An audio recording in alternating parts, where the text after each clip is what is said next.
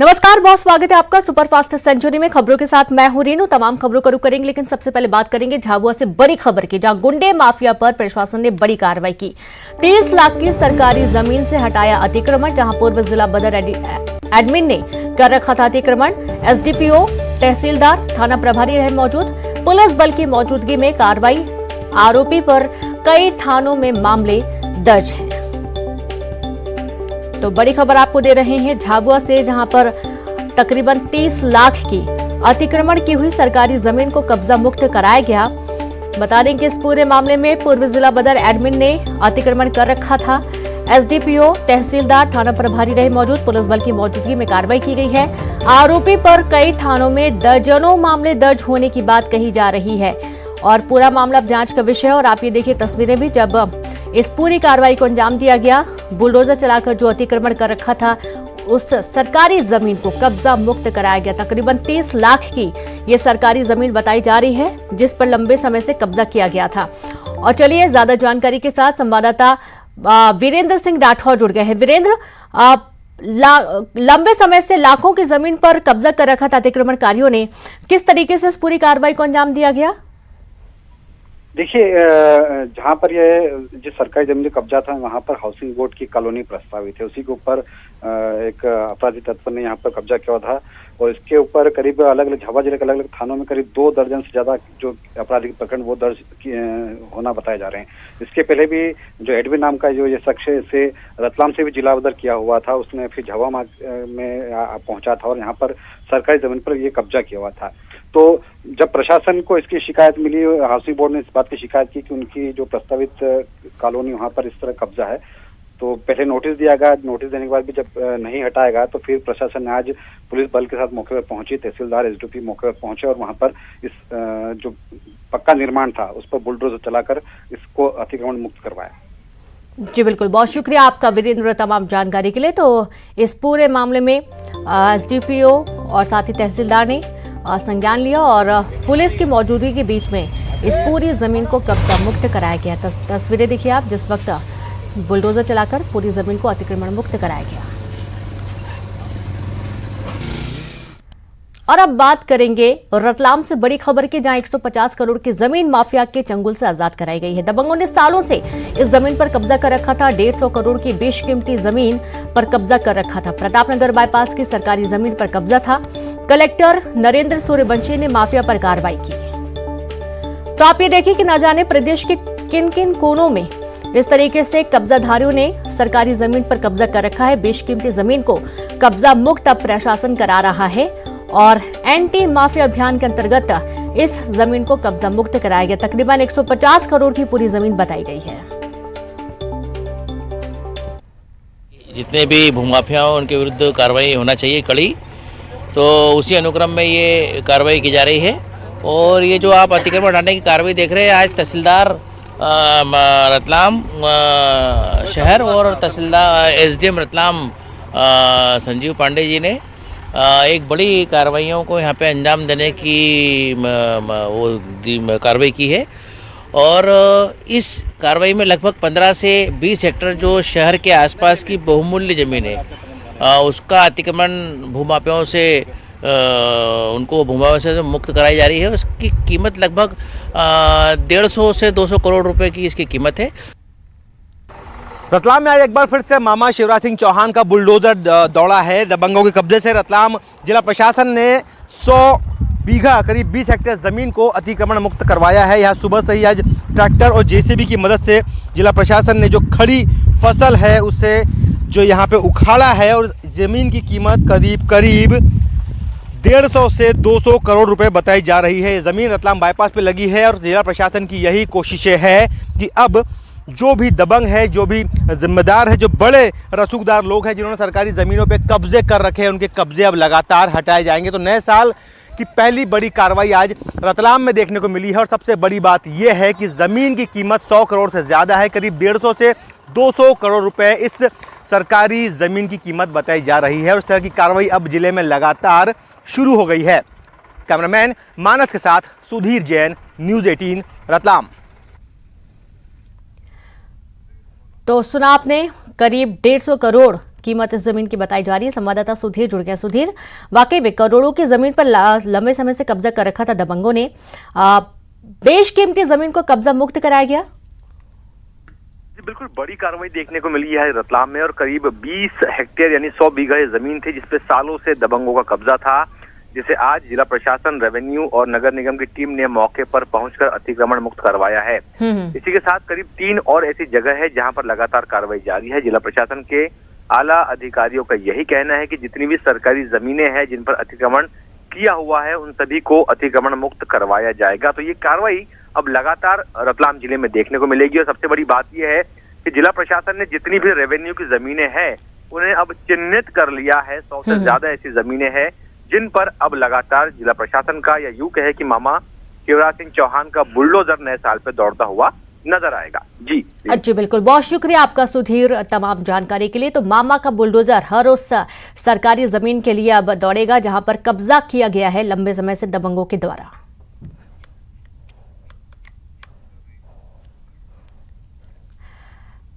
खबर भोपाल से, जहां अन्ना नगर बस्ती में लगी आग, कई मकानों में लगी आग, दमकल ने पाया आग पर काबू। मौके पर पहुंचे मंत्री विश्वास सारंग, पीड़ित परिवार वालों को मदद का भरोसा दिया। कई लोगों के मकान जलकर खाक हो गए, काफी नुकसान हुआ।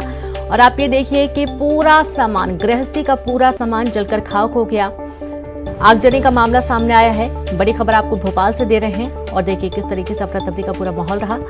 और यहाँ पर मंत्री विश्वास सारंग मौके पर पहुंचे, लोगों से मुलाकात की, पीड़ित लोगों से मुलाकात कर उन्हें हर तरीके से मदद का आश्वासन भी दिया गया। तो पीड़ित परिवार वालों को मदद का भरोसा दिया गया। कई लोगों के मकान जलकर खाक हो गए, पूरा सामान जलकर खाक हो गया। गृहस्थी के लिए गृहस्थी का कपड़ा, रोटी और यहाँ तक कि मकान सब कुछ बर्बाद हो चुका है। पीड़ित परिवारों से मुलाकात करने मंत्री विश्वास सारंग पहुंचे। तो अन्ना नगर बस्ती का ही पूरा मामला है।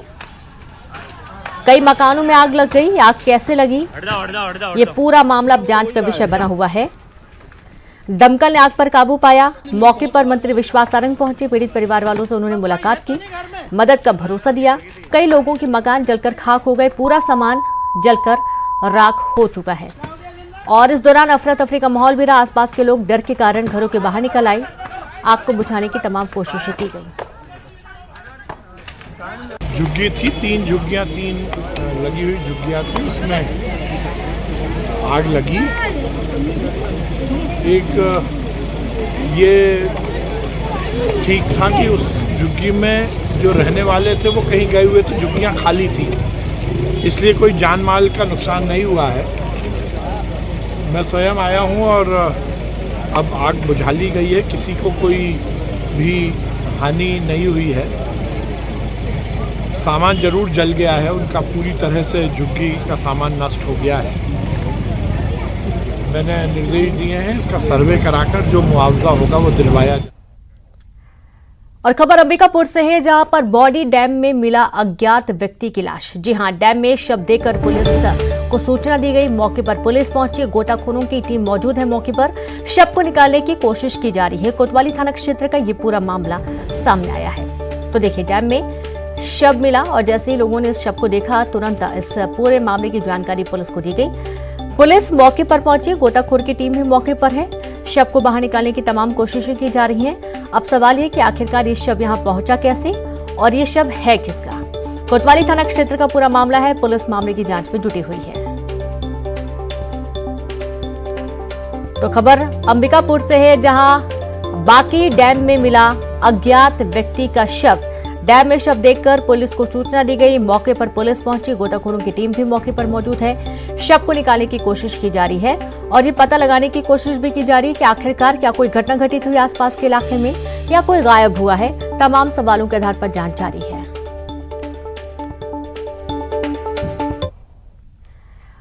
और अब खबर पिंडरा से है, जहां पर सांभर का किया गया सफल रेस्क्यू। जी हां, ट्रैंकुलाइज कर बेहोश किया गया और सफल रेस्क्यू किया गया।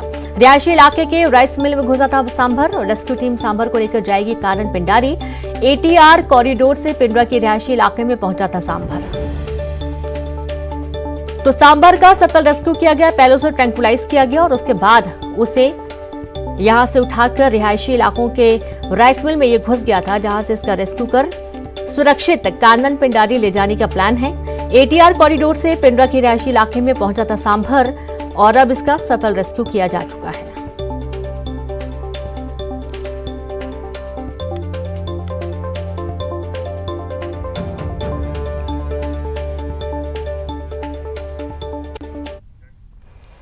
खबर जशपुर से, जहां तपकारा वन परिक्षेत्र में हाथियों का उत्पात देखने को मिला।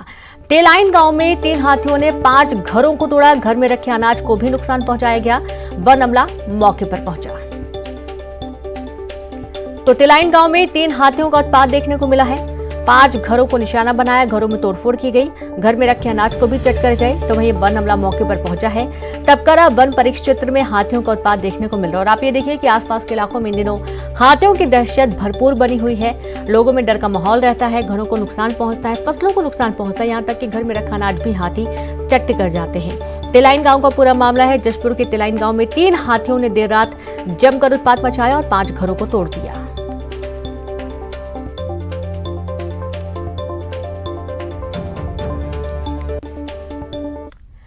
खबर इंदौर से, जहां पर गृह मंत्री नरोत्तम मिश्रा पहुंचे इंदौर। प्रवासी भारतीय सम्मेलन की तैयारियों का जायजा लिया। पुलिस प्रशासन के अधिकारियों के साथ की बैठक में मंत्री तुलसी सिलावट भी शामिल हुए। तो खबर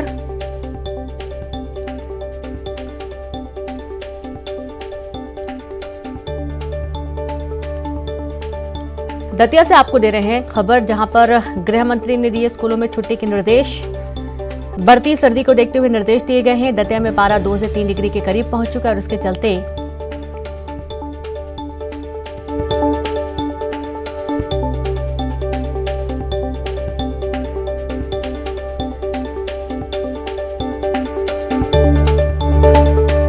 तो गृह मंत्री नरोत्तम मिश्रा ने प्रवासी भारतीय सम्मेलन की तैयारियों का जायजा लिया।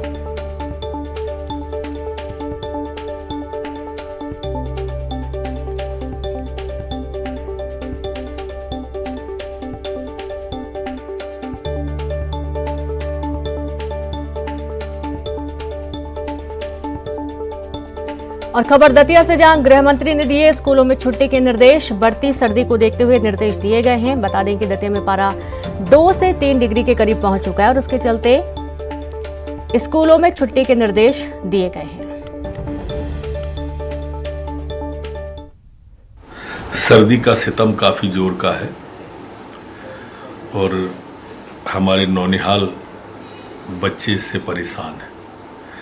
मैंने कलेक्टर दतिया से अभी बात की है कि हमें सर्दी की अधिकता को देखते हुए छुट्टी कर देना चाहिए।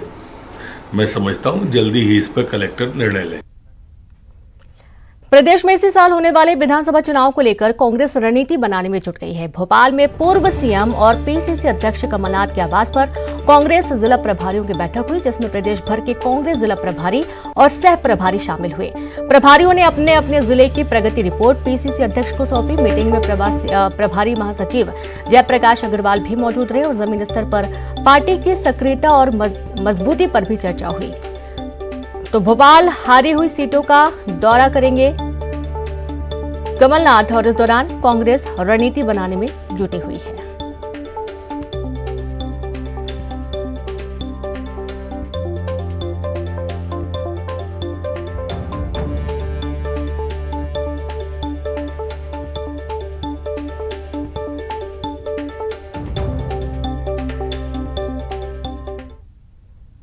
खबर ग्वालियर से है, जहां पर लघु उद्योग अध्यक्ष इमरती देवी और वार्ड नंबर 19 के पार्षद कपिल चौहान के बीच विवाद छिड़ गया। दरअसल इमरती देवी वार्ड नंबर 19 पहुंची थी और इसी दौरान पार्षद कपिल चौहान ने बाढ़ की समस्या को लेकर इमरती देवी को घेर लिया। उन्होंने कहा कि मैंने कई बार बाढ़ की समस्या को लेकर आवेदन दिए, लेकिन आज तक इस पर कोई काम नहीं हुआ। इस पर इमरती देवी भी भड़क गई और फिर देखते ही देखते दोनों में जुबानी जंग छिड़ गई। विधायक हूँ ना मैं मंत्री हूँ, सब जने आए इनके संग मैं आराम से सुन लो, अगर सुनना तो ना तो मैं अध्यक्ष हूँ, ना मैं विधायक हूँ, ना मैं मंत्री हूँ, सब जने आए इनके संग आई हूँ।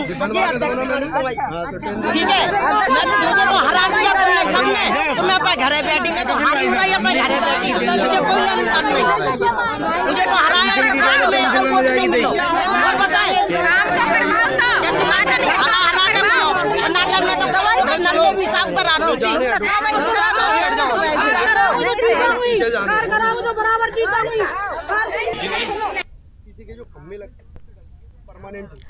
और ज्यादा जानकारी के साथ संवाददाता सुशील कौशिक जुड़ गया। सुशील, इमरती देवी पहुंची हुई थी और पार्षद कपिल चौहान के बीच विवाद हो गया। किस मुद्दे को लेकर ये पूरा विवाद हुआ है?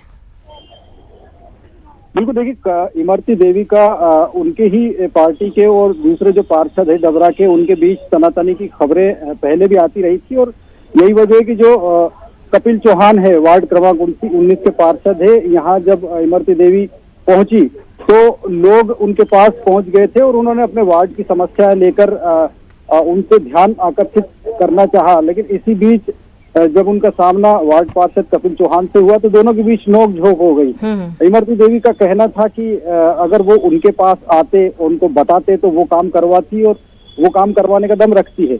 लेकिन पार्षद उनके पास नहीं आया, इसलिए काम नहीं हुआ। जबकि पार्षद का कहना था कि अगर उनका कोई काम है तो वो अध्यक्ष के जरिए करवाएंगे या फिर जो जिम्मेदार है उनके जरिए करवाएंगे। इसी बात को लेकर इमरती देवी और पार्षद के बीच नोकझोंक हुई और इस घटना का जो है वीडियो भी सोशल मीडिया पर वायरल हो रहा है। और यकीनन जिस तरह से विवाद हुआ और जिस तरह से ये बहस है, उसके बाद इमरती देवी ने ये तक कह दिया कि मैं हार गई, ना मैं मंत्री हूँ ना विधायक हूँ, तो ऐसे में आप लोगों ने मुझे हराया तो अब मैं आपका काम कैसे करूंगी, और आपके वार्ड से मुझे एक भी वोट नहीं मिला, आप अगर जितवा देते तो मैं आपके वार्ड में विकास का काम करती। इतनी बात इमरती देवी ने सार्वजनिक तौर पर वार्ड वासियों से के सामने पार्षद से भी कही। तो निश्चित तौर पर इस तरह की जब वीडियो सामने आते हैं, घटना सामने आती है, तो कहीं ना कहीं राजनीतिक जो प्रतिद्वंदिता है किस कदर बढ़ गई है कि मंत्री और पार्षद के बीच ये नोकझोंक सरेआम होने लगी है। बहुत शुक्रिया आपका सुशील तमाम जानकारी के लिए। तो इस तरीके से पहले से ही दोनों ही नेताओं के बीच में तनातनी चल रही है और आप देखिए कि कई सारे मुद्दों को लेकर दोनों नेताओं के बीच में विवाद हो गया। श्योपुर से खबरें, जहां विश्व हिंदू परिषद के कार्यकर्ताओं का हंगामा देखने को मिला। शहर के एक होटल में जबरदस्त हंगामा देखने को मिला। होटल में आपत्तिजनक हालत में मिले 2 युवक और 2 नाबालिग लड़कियां। जहां मौके पर पहुंची पुलिस को देख होटल स्टाफ फरार हुए। पुलिस मामले में कर रही कार्रवाई।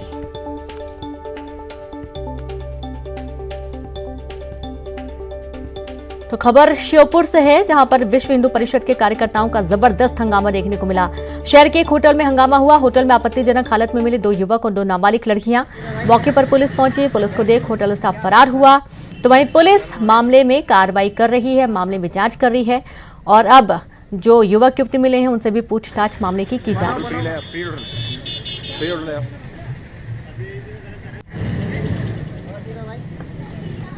तो देखिए कि विश्व हिंदू परिषद के कार्यकर्ताओं ने जबरदस्त हंगामा किया और होटल के बाहर हंगामे की तस्वीरें। इसी बीच पुलिस मौके पर पहुंची और शहर के बीच मार्केट में ये पूरा होटल है और आप देखिए कि आपत्तिजनक हालत में 2 युवक और नाबालिग लड़कियां मिली थीं। अब जिनसे पूछताछ की जा रही है, संवाददाता दीपक दंडोतिया जुड़ गए हैं। दीपक, आपत्तिजनक हालत में 2 युवक और नाबालिग लड़कियां मिली हैं, पूरा मामला बताएं।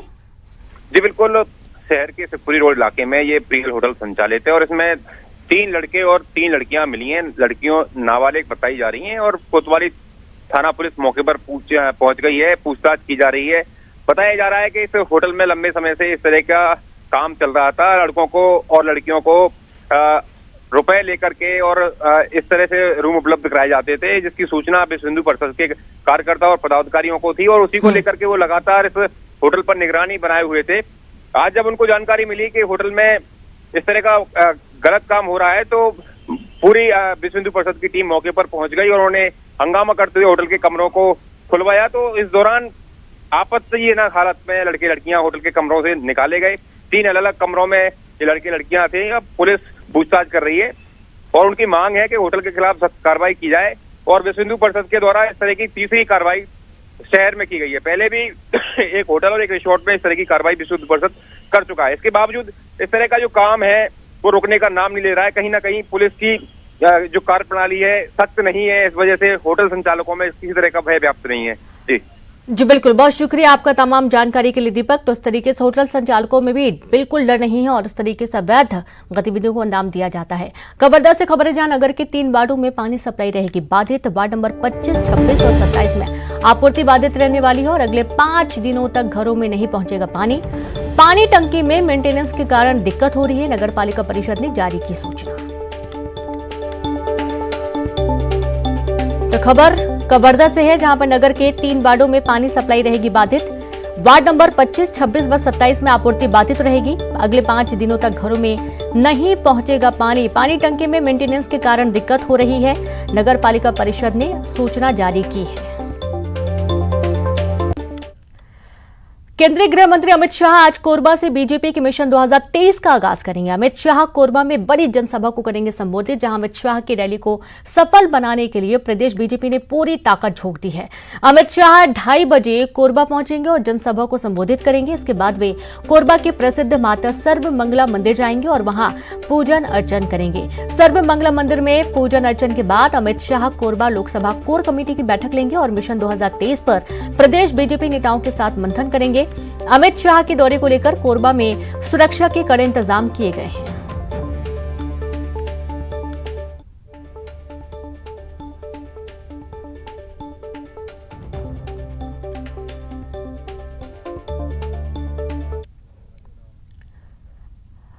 और इसी बीच एक बड़ी खबर दिल्ली से मिल रही है, जहां पर डिजिटल इंडिया अवार्ड में छत्तीसगढ़ की बिलासपुर ने मारी बाजी। जहां राष्ट्रपति द्रौपदी मुर्मू ने बिलासपुर को अवार्ड देकर सम्मानित किया है। कलेक्टर सौरभ कुमार और एनआईसी निदेशक अरविंद यादव को किया गया सम्मानित। बिलासपुर को सम्मान मिलने पर एनआईसी निदेशक का बयान, वेबसाइट का निर्माण आम लोगों को ध्यान में रखकर किया गया। योजनाओं के बारे में मोबाइल और कंप्यूटर पर भी जानकारी ले सकते हैं। अवार्ड मिलने के बाद जिम्मेदारी भी बढ़ गई है।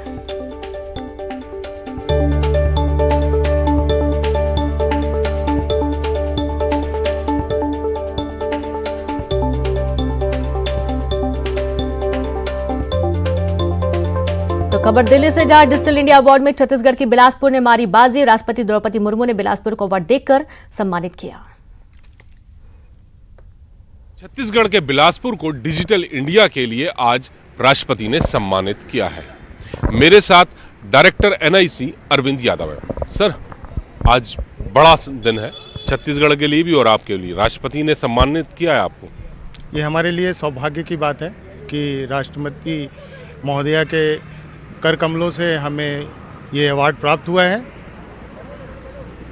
किन पैमाने के आते, किस आधार पर छत्तीसगढ़ यहाँ तक पहुँचा के राष्ट्रपति ने उसे सम्मानित किया? जो वेबसाइट है, जो हम लोगों ने वेबसाइट का निर्माण किया है, वो सिटीजन सेंट्रिक सर्विसेज है। सेंट्रल गवर्नमेंट की और स्टेट गवर्नमेंट की जो है फ्लैगशिप जो प्रोग्राम्स है, उसके ऊपर हम लोगों ने बहुत ध्यान दिया है, जिसको लोगों तक, सिटीजन तक जो है हमने पहुंचाने का काम किया है। और जो हमारा वेबसाइट है वो पूरी तरीके से CAW सर्टिफाइड एक्सेसिबल वेबसाइट है। और इसी के साथ इस बुलेटिन में इतना ही। नमस्कार।